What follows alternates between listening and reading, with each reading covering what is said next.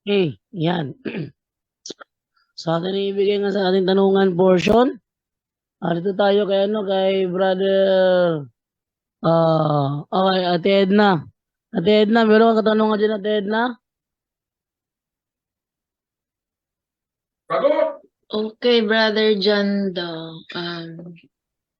Ang tanong ay sa about mass din po pero hindi siya doon sa topic.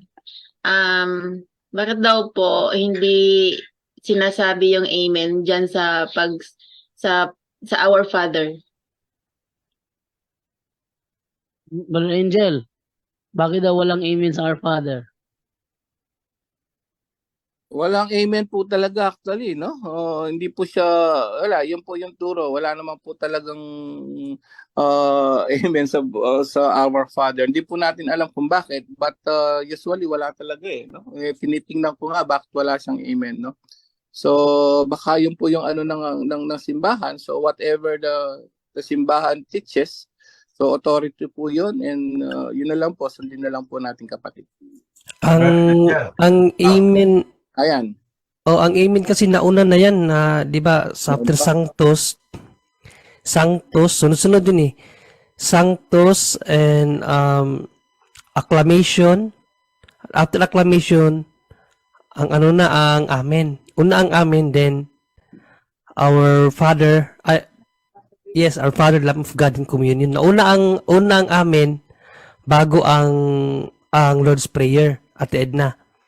Na din malayan, 'di ba?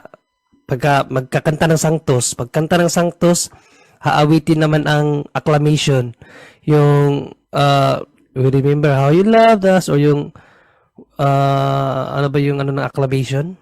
After sa acclamation, doon kakantahin ang amen. Nauna ang amen, and then after amen ang Our Father. And then after Our Father, doxology, and then Lamb of God, and then communion. Yun po ang hanay, ano ba hanay, yung sequence po ng mass natin. Okay po, kasi comparing 'di ba, usually pag nagpe-pray ng Our Father may amen. So yun yung question doon, bakit walang amen? Sister Edna kanina, yung tanong dun sa ano rin, no? May sagot din sa Catholic Online. Bakit nga naman bakit daw hindi no? Bakit hindi kasamang amen? So sabi rito, bakit hindi kasama sa amen? Sabi rito, yan sa Catholic Online, no?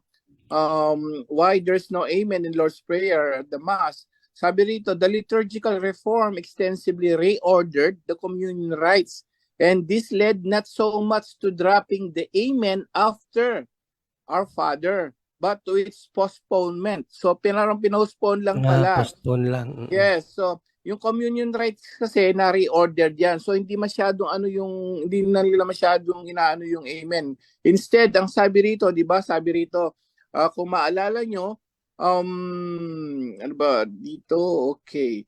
Ang sabi rito, kung maalala nyo, for the kingdom, ang sasagot imbis na amen, for the kingdom and the power. Now, Yan, doxology yan. Yes, at the end of this prayer, instead of amen, the people respond with the acclamation, for the kingdom, the power, and the glory are yours now and forever. So it's reordered, no? In other words, this acclamation was a new addition to the communion rites. So ang pinakasama rin nito, yung communion rites po ng misa na iiba, na re-reordered. So yung amen po hindi sinama, pinalitan lang, for the kingdom, the power, and the glory are yours now and forever. Pero doon sa bandang huli daw, at sabi dito, yung priest daw silently pala nagsisay ng amen dito. So silently, sabi rito, the priest saying amen silently.